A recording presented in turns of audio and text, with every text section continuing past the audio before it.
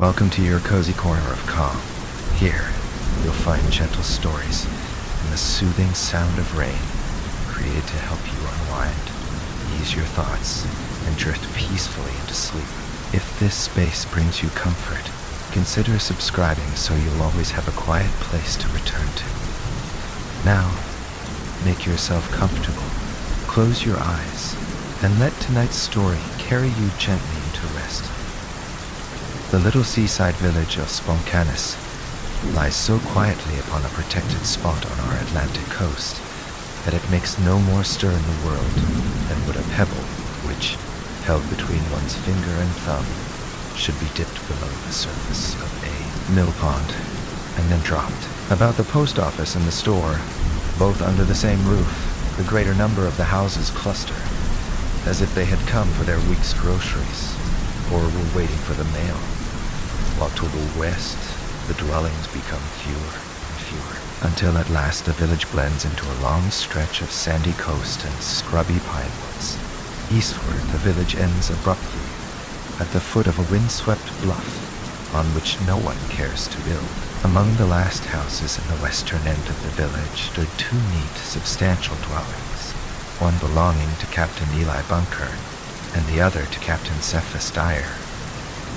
These householders were two very respectable retired mariners, the first a widower about 50, and the other a bachelor of perhaps the same age, a few years more or less making but little difference in this region of weather-beaten youth, Seasoned age.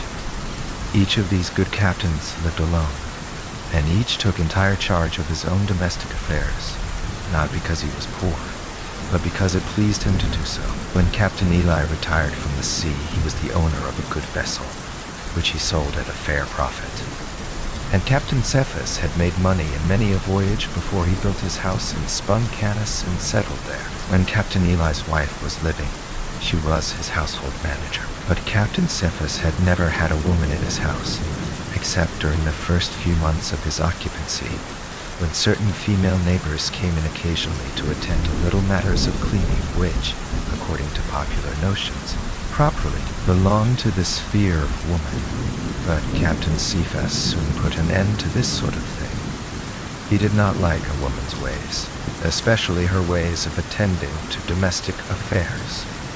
He liked to live in sailor fashion, and to keep house in sailor fashion. In his establishment everything was shipshape, and everything which could be stowed away was stowed away, and if possible, in a bunker. The floors were holystoned nearly every day, and the whole house was repainted about twice a year, a little at a time.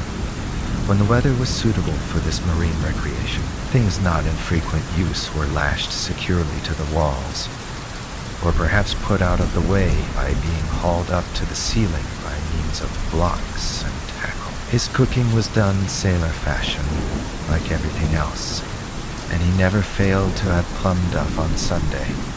His well was near his house, and every morning he dropped into it a lead and lime and noted down the depth of water. 3 times a day he entered in a little notebook the state of the weather, the height of the mercury and barometer and thermometer, the direction of the wind, and special weather points when necessary. Captain Eli managed his domestic affairs in an entirely different way.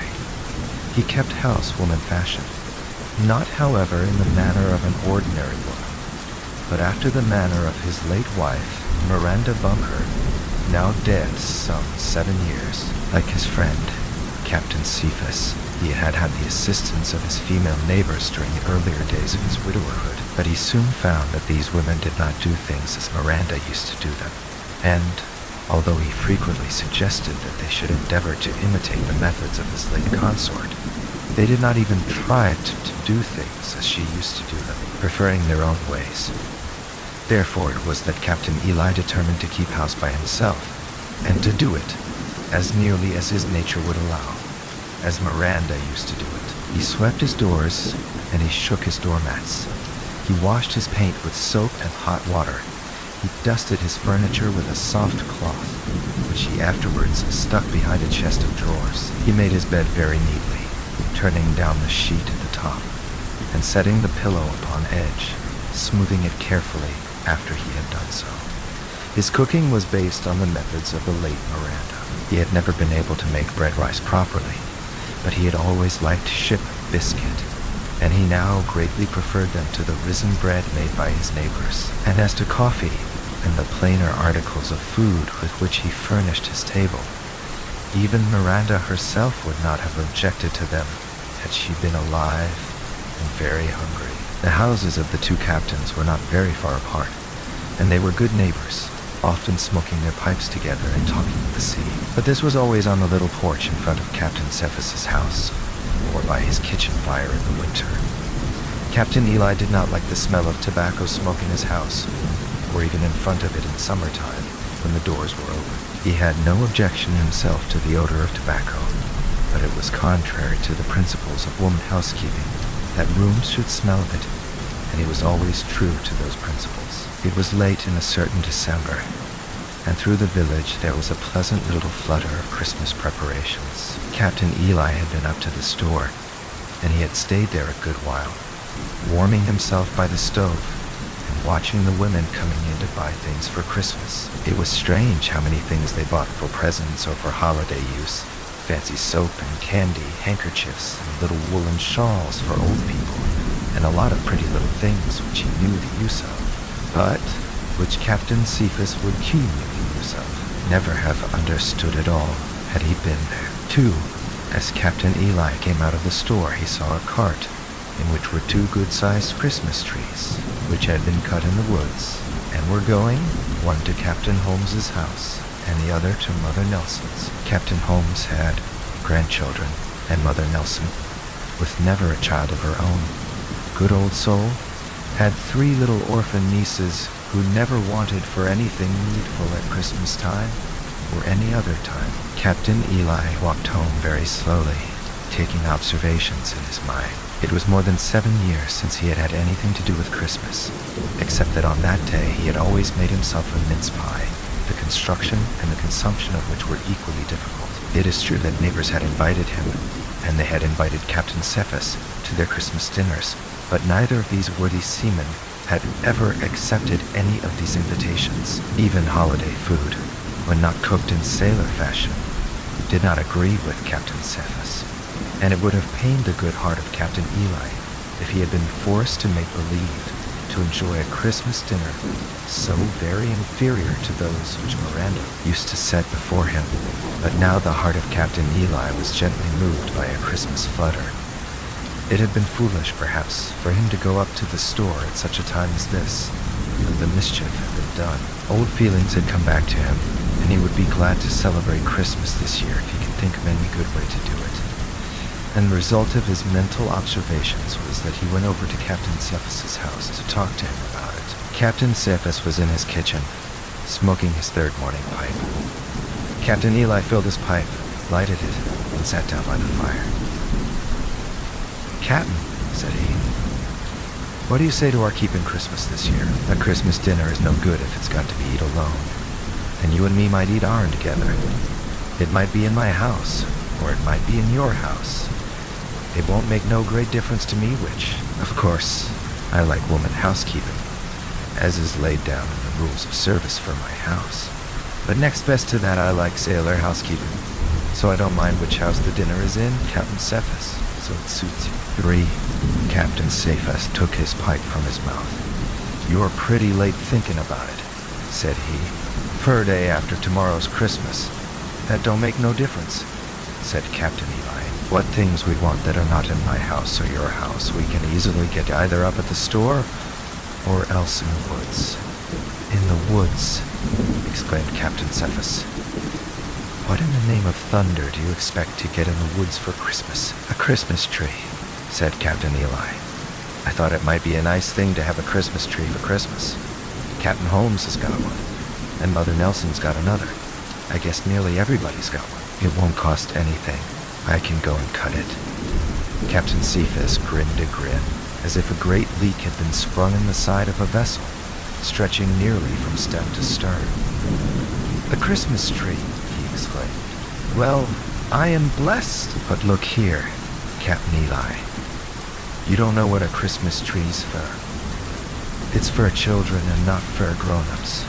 Nobody ever does have a Christmas tree in any house where there ain't no children. Captain Eli rose and stood with his back to the fire. I didn't think of that, he said, but I guess it's so. And when I come to think of it, a Christmas isn't much of a Christmas anyway, without children. You never had none, said Captain Cephas, and you've kept Christmas. Yes, replied Captain Eli, reflectively. We did do it, but there was always a lachment. Miranda has said so, and I have said so. You didn't have no Christmas tree, said Captain Cephas. No, we didn't. But I don't think that folks was as much set on Christmas trees then as they appear to be now. I wonder, he continued, thoughtfully gazing at the ceiling, if we was to fix up a Christmas tree, and you and me's got a lot of pretty things that we've picked up all over the world that would go miles ahead of anything that could be bought at the store for Christmas trees. If we was to fix up a tree real nice, if we couldn't get some child or other that wasn't likely to have a tree to come in and look at it, and stay a while, and make Christmas more like Christmas. And then, when it went away, it could take along the things that was hanging on the tree, and keep 'em for its own. That wouldn't work, said Captain Cephas. If you get a child into this business, you must let it hang up its stocking before it goes to bed, and find it full in the morning, and then tell it an all-fired lie about Santa Claus if it asks any questions. Most children think more of stockings than they do of trees. So I've heard, at least. I've got no objections to stockings, said Captain Eli. If it wanted to hang one up, it could hang one up either here or in my house, wherever we kept Christmas. You couldn't keep a child all night, sardonically remarked Captain Cephas, and no more could I. Fair if it was to get up a croup in the night, it would be as if we was on a lee shore with anchors dragging and a gale a-blowing. That's so, said Captain Eli. You've put it fair. I suppose if we did keep a child all night, we'd have to have some sort of a woman within hail in case of a sudden blow. Captain Cephas sniffed. What's the good of talking, said he. There ain't no child, and there ain't no woman that you could hire to sit all night on my front step or on your front step, a-waiting to be piped on deck in case of croup. No, said Captain Eli. I don't suppose there's any child in this village that ain't going to be provided with a Christmas tree or a Christmas stocking, or perhaps both, except now I come to think of it. That little gal that was brought down here with her mother last summer, and has been kept by Mrs. Crumley since her mother died, and won't be kept much longer, said Captain Cephas Fur.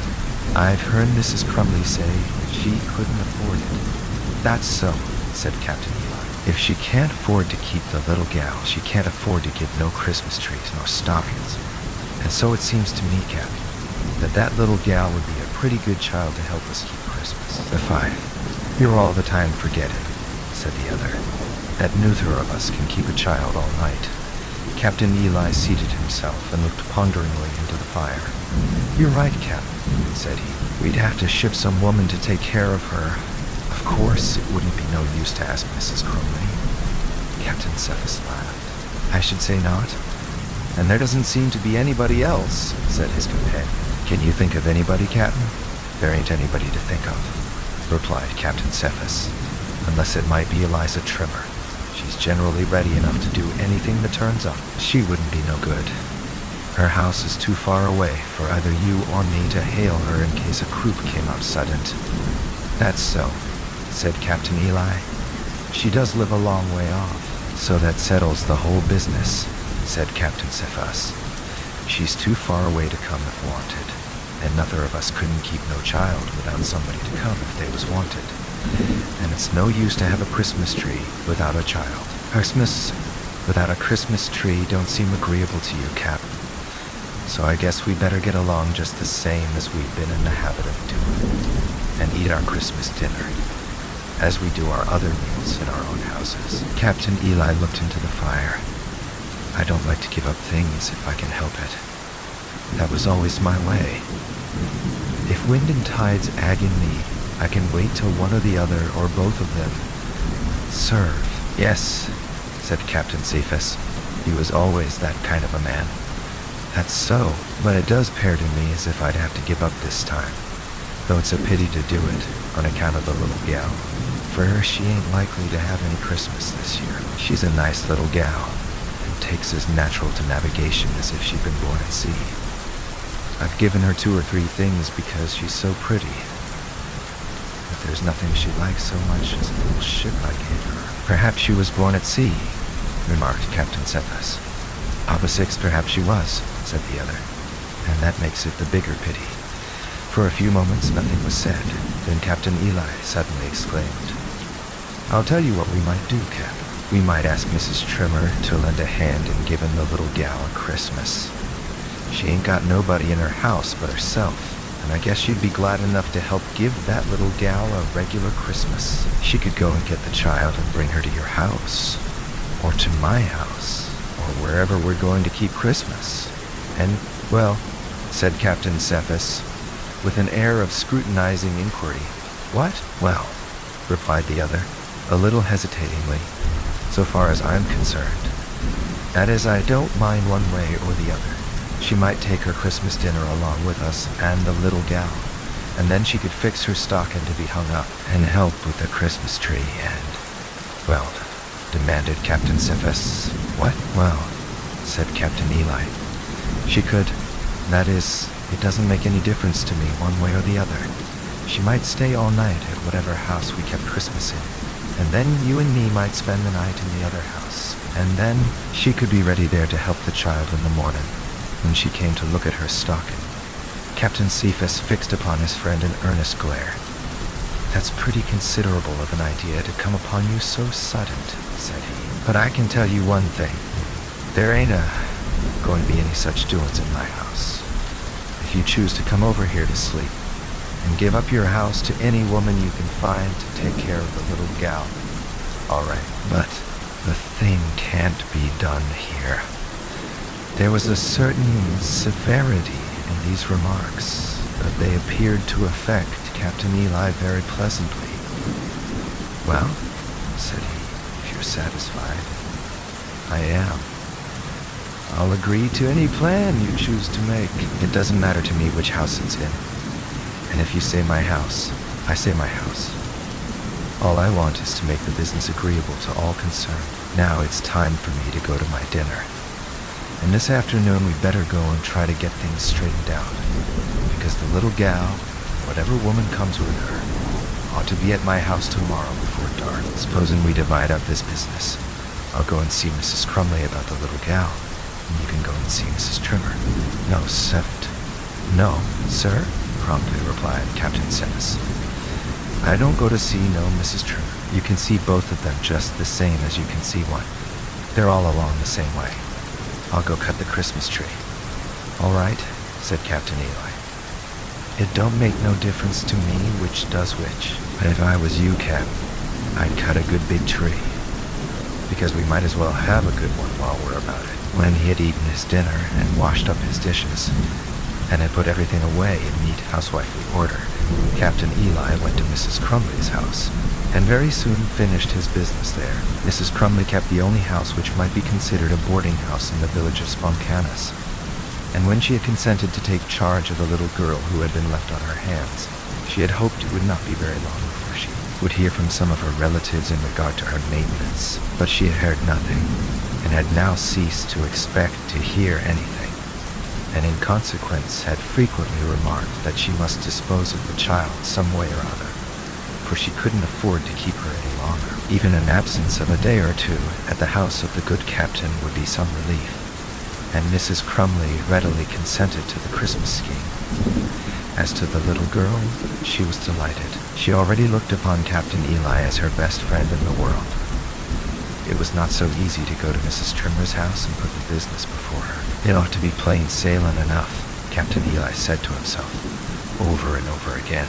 But for all that, it don't seem to be plain sailing. But he was not a man to be deterred by difficult navigation, and he walked straight to Eliza Trimmer's house. Mrs. Trimmer was a comely woman about 35, who had come to the village a year before, and had maintained herself, or at least had tried to, by dressmaking and plain sewing. She had lived at Stedford, a seaport about 20 miles away, and from there 3 years before, her husband, Captain Trimmer, had sailed away in a good-sized schooner and had never returned. She had come to Sponcanus because she thought that there she could live cheaper and get more work than in her former home. She had found the first quite possible, but her success in regard to the work had not been very great. When Captain Eli entered Mrs. Trimmer's little room, he found her busy mending a sail. Here fortune favored him. "You turn your hand to most anything, Mrs. Trimmer," said he, after he had greeted her. "Oh yes," she answered with a smile. "I am obliged to do that. Mending sails is pretty heavy work, but it's better than nothing." "I had a notion," said he, "that you was ready to turn your hand to any good kind of business, so I thought I would step in and ask you if you'd turn your hand to a little bit of business I've got on the stocks." She stopped sewing on the sail and listened while Captain Eli laid his plan before her. "It's very kind in you and Captain Cephas to think of all that," said she. "I have often noticed that poor little girl and pitied her. Certainly I'll come, and you needn't say anything about paying me for it. I wouldn't think of asking to be paid for doing a thing like that. And besides," she smiled again as she spoke, "if you are going to give me a Christmas dinner, as you say, that will make things more than square." Captain Eli did not exactly agree with her, but he was in very good humor, and she was in good humor, and the matter was soon settled, and Mrs. Trimmer promised to come to the captain's house in the morning and help about the Christmas tree, and at night, in the afternoon, to go to get the little girl from Mrs. Crumley's and bring her to the house. Captain Eli was delighted with the arrangements. "Things now seem to be going along before a spanking breeze," said he. "But I don't know about the dinner. I guess you will have to leave that to me. I don't believe Captain Cephas could eat a woman-cooked dinner. He's accustomed to live in sailor fashion, you know, and he has declared over and over again to me that woman cooking doesn't agree with him. But I can cook sailor fashion," said Mrs. Trimmer. "Just as much sailor fashion as you or Captain Cephas. And if you don't believe it, I'll prove it to him. So you needn't worry about that." When the captain had gone, Mrs. Trimmer gaily put away the sail. There was no need to finish it in a hurry, and no knowing when she would get her money for it when it was done. No one had asked her to a Christmas dinner that year, and she had expected to have a lonely time of it. But it would be very pleasant to spend Christmas with the little girl and the two good captains. Instead of sewing any more on the sail, she got out some of her own clothes to see if they needed anything done to them. 9. The next morning, Mrs. Trimmer went to Captain Eli's house, and finding Captain Cephas there, they all set to work at the Christmas tree, which was a very fine one and had been planted in a box. Captain Cephas had brought over a bundle of things from his house, and Captain Eli kept running here and there, bringing each time that he returned some new object, wonderful or pretty, which he had brought from China or Japan or Korea or some spicy island of the eastern seas. And nearly every time he came with these treasures, Mrs. Trimmer declared that such things were too good to put upon a Christmas tree, even for such a nice little girl as the one for which that tree was intended. The presents which Captain Cephas brought were much more suitable for the purpose. They were odd and funny, and some of them pretty, but not expensive, as were the fans and bits of shell work and carved ivories which Captain Eli wished to tie upon the twigs of the tree. There was a good deal of talk about all this, but Captain Eli had his own way. "I don't suppose, after all," said he, "that the little gal ought to have all the things. This is such a big tree that it's more like a family tree. Captain Cephas can take some of my things, and I can take some of his things. And Mrs. Trimmer, if there's anything you like, you can call it your present and take it for your own, so that will be fair and comfortable all round. What I want is to make everybody satisfied. I'm sure I think they ought to be," said Mrs. Trimmer, looking very kindly at Captain Eli.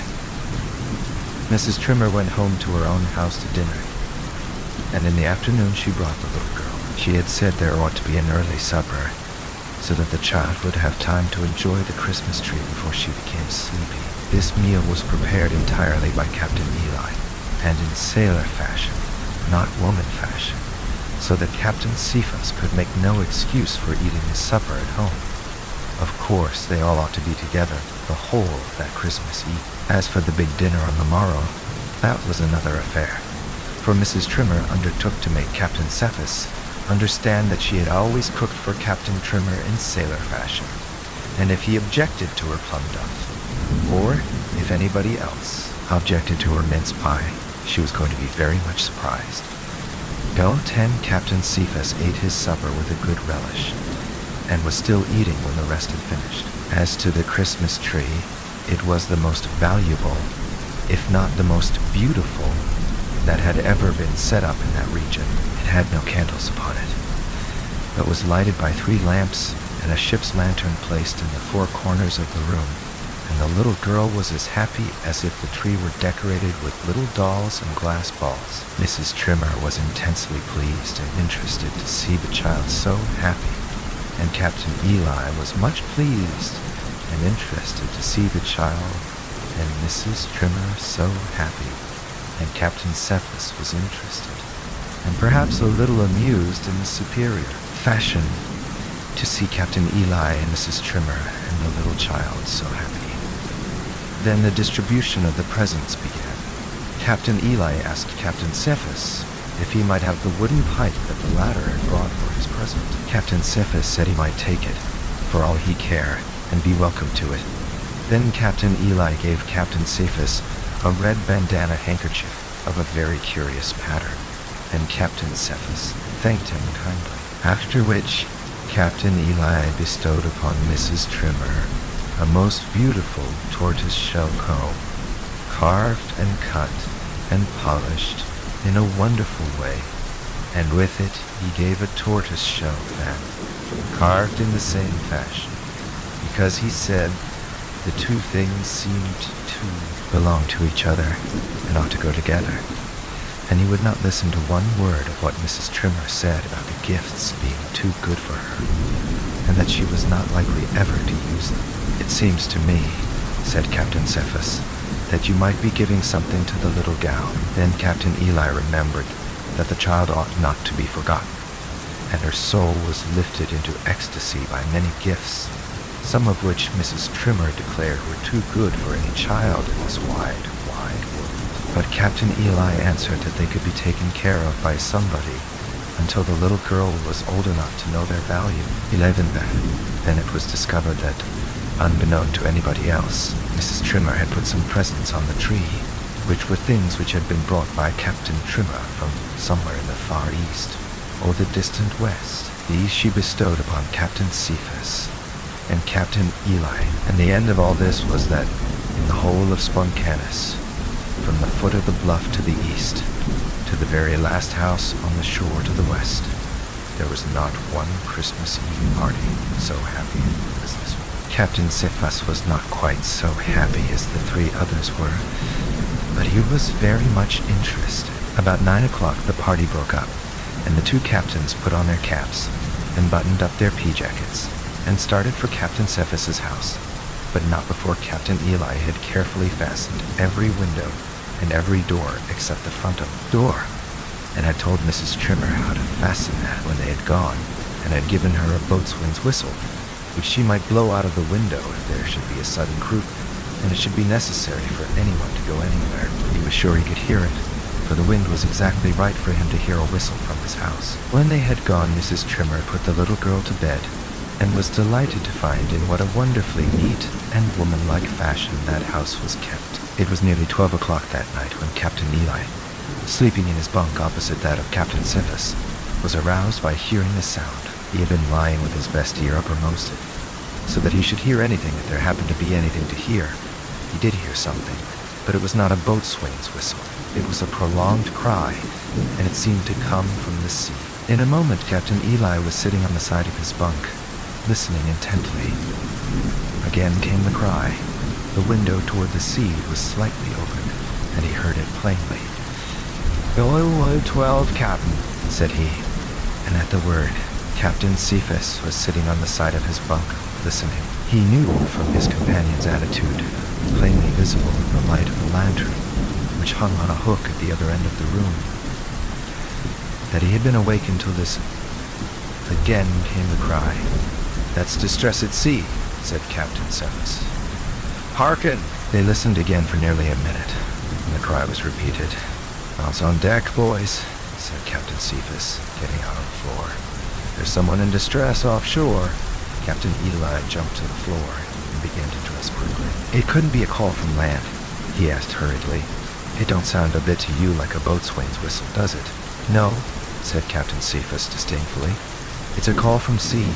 Then, seizing a lantern, he rushed down the companionway. As soon as he was convinced that it was a call from sea, Captain Eli was one in feeling and action with Captain Cephas. The latter hastily opened the drafts of the kitchen stove and put on some wood, and by the time this was done, Captain Eli had the kettle filled and on the stove. Then they clapped on their caps and their pea jackets. Each took an oar from a corner in the back hall, and together they ran down to the beach. The night was dark, but not very cold, and Captain Cephas had been to the store that morning in his boat. Whenever he went to the store and the weather permitted, he rowed there in his boat rather than walk. At the bow of the boat, which was now drawn up on the sand, the two men stood and listened. Again came the cry from the sea. "It's something ashore on the Turtleback Shoal," said Captain Cephas. "Yes," said Captain Eli, "and it's some small craft, for that cry is down pretty nigh to the water." "14, yes," said Captain Cephas. "And there's only one man aboard, or else they take turns a-hollering." "He's a stranger," said Captain Eli, "or he wouldn't have tried, even with a catboat, to get in over that shoal on that tide." As they spoke, they ran the boat out into the water and jumped in, each with an oar. Then they pulled for the Turtleback Shoal. Although these two captains were men of 50 or thereabout, they were as strong and tough as any young fellows in the village, and they pulled with steady strokes and sent the heavy boat skimming over the water, not in a straight line toward the water, Turtleback Shoal, but now a few points in the darkness this way, and now a few points in the darkness that way, then with a great curve to the south through the dark night, keeping always near the middle of the only good channel out of the bay when the tide was ebbing. Now the cries from seaward had ceased, but the two captains were not discouraged. "He's heard the thumping of our oars," said Captain Cephas. "He's listened, and he'll sing out again if he thinks we're going wrong," said Captain Eli. "Of course he doesn't know anything about that."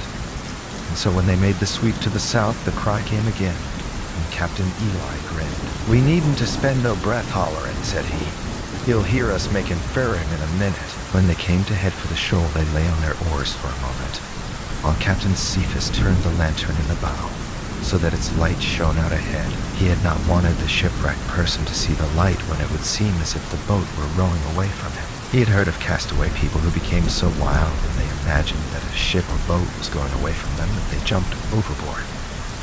When the two captains reached the shoal, they found there a catboat aground, with one man aboard. His tale was quickly told.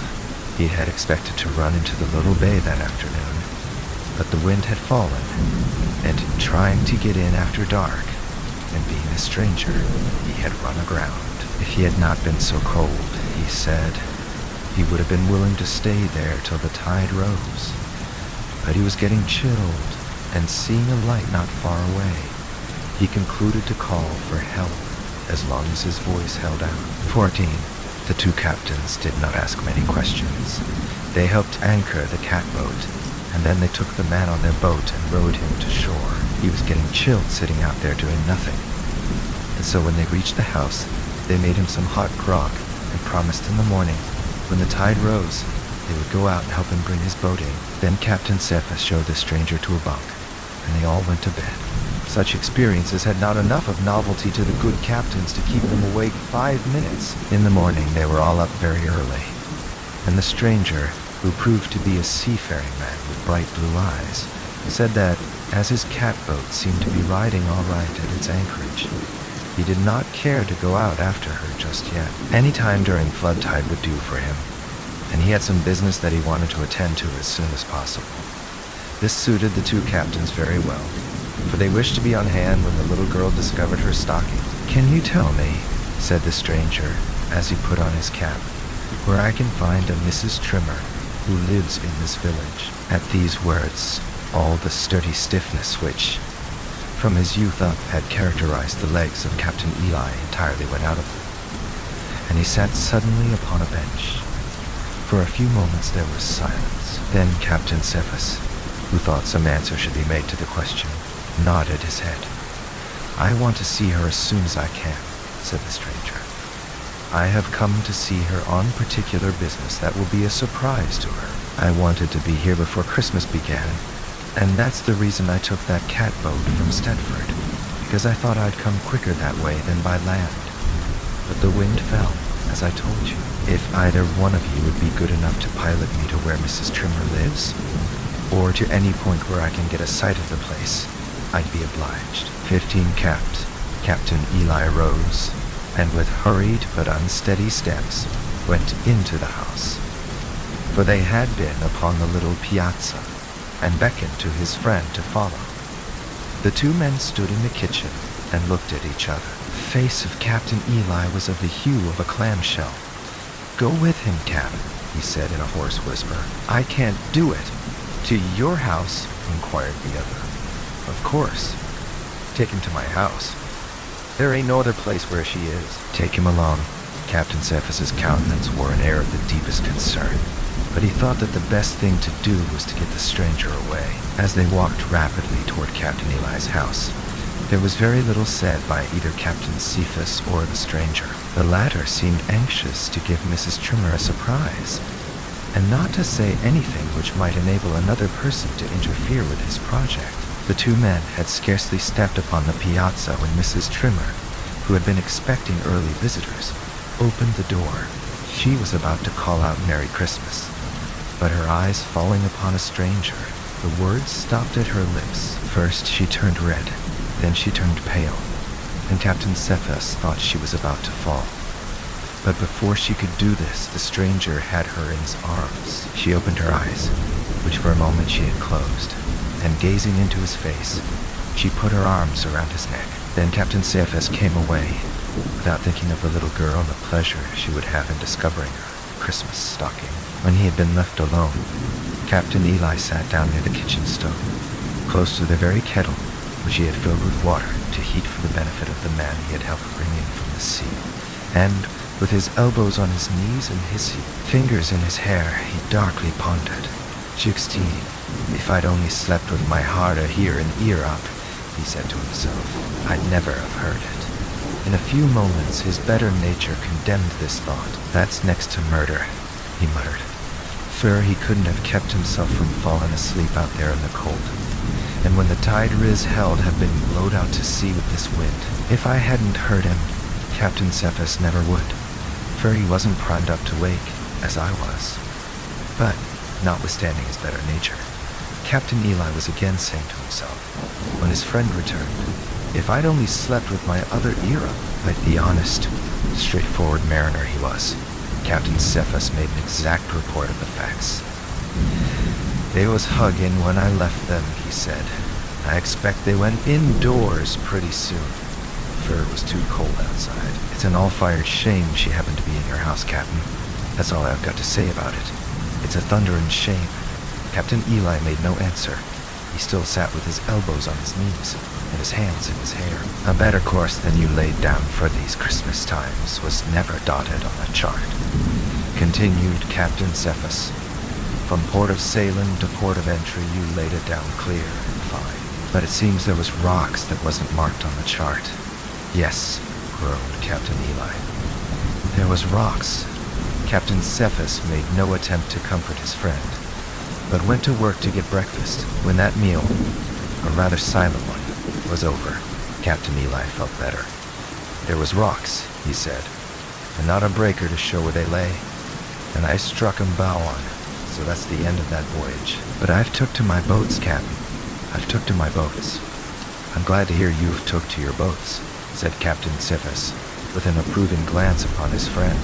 It's 17 to about 10 minutes afterwards, Captain Eli said. I'm going up to my house. By yourself? Said the other. Yes, by myself. I'd rather go alone. I don't intend to mind anything. and I'm going to tell her that she can stay there and spend Christmas.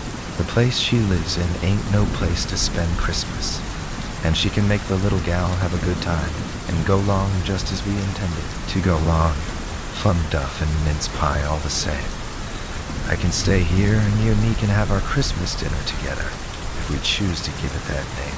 And if she ain't ready to go tomorrow, she can stay a day or two longer. It's all the same to me, if it's the same to you, Captain. Captain Cephas, having said that it was the same to him, Captain Eli put on his cap and buttoned up his pea jacket, declaring that the sooner he got to his house, the better, as she might be thinking that she would have to move out of it now and that. Things were different. Before Captain Eli reached his house, he saw something which pleased him. He saw the sea-going stranger with his back toward him, walking rapidly in the direction of the village store. Captain Eli quickly entered his house, and in the doorway of the room where the tree was, he met Mrs. Trimmer, beaming brighter than any morning sun that ever rose. "Merry Christmas," she exclaimed, holding out both her hands. "I've been wondering and wondering when you'd come to bid me a Merry Christmas. The merriest Christmas I've ever had." Captain Eli took her hands and bid her Merry Christmas very gravely. She looked a little surprised. "What's the matter, Captain Eli?" she exclaimed. "You don't seem to say that as if you meant it." "Oh yes, I do," he answered. "This must be an all-fired, I mean a thunder and happy Christmas for you, Mrs. Trimmer." 18. "Yes," said she, her face beaming again. "And to think that it should happen on Christmas Day. That this blessed morning before anything else happened, my Bob, my only brother, should—" "You're what?" roared Captain Eli, as if he had been shouting orders in a raging storm. Mrs. Trimmer stepped back almost frightened. "My brother," said she. "Didn't he tell you he was my brother? My brother Bob, who sailed away a year before I was married, and who has been in Africa and China and I don't know where. It's so long since I heard that he'd gone into trading at Singapore that I'd given him up as married and settled in foreign parts. And here he has come to me as if he'd tumbled from the sky on this blessed Christmas morning." Captain Eli made a step forward, his face very much flushed. "Your brother, Mrs. Trimmer. Did you really say it was your brother?" "Of course it is," said she. "Who else could it be?" Then she paused for a moment and looked steadfastly at the captain. "You don't mean to say, Captain Eli," she asked, "that you thought it was—" "Yes, I did," said Captain Eli promptly. Mrs. Trimmer looked straight in the captain's eyes. Then she looked on the ground. Then she changed color and changed back again. "I don't understand," she said hesitatingly. "Why? I mean, what difference it made." "Difference!" exclaimed Captain Eli. "It was all the difference between a man on deck and a man overboard. That's the difference it was to me. I didn't expect to be talking to you so early this Christmas morning, but things has been sprung on me, and I can't help it. I just want to ask you one thing.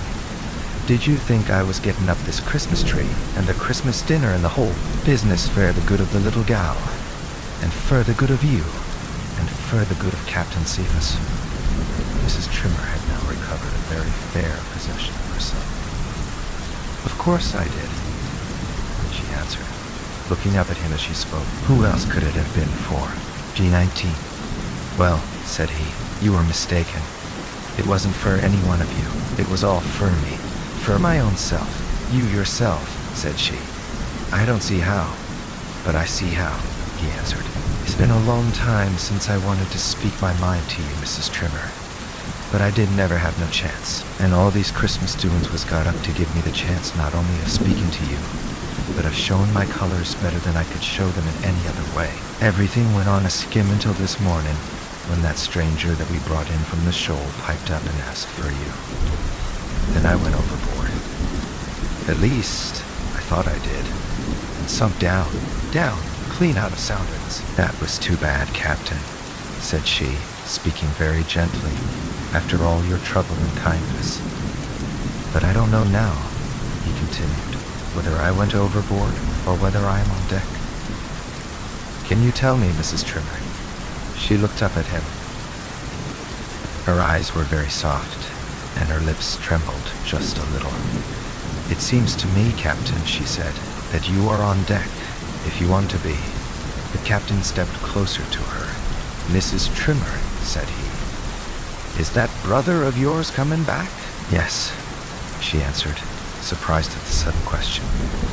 "He's just gone up to the store to buy a shirt and some things.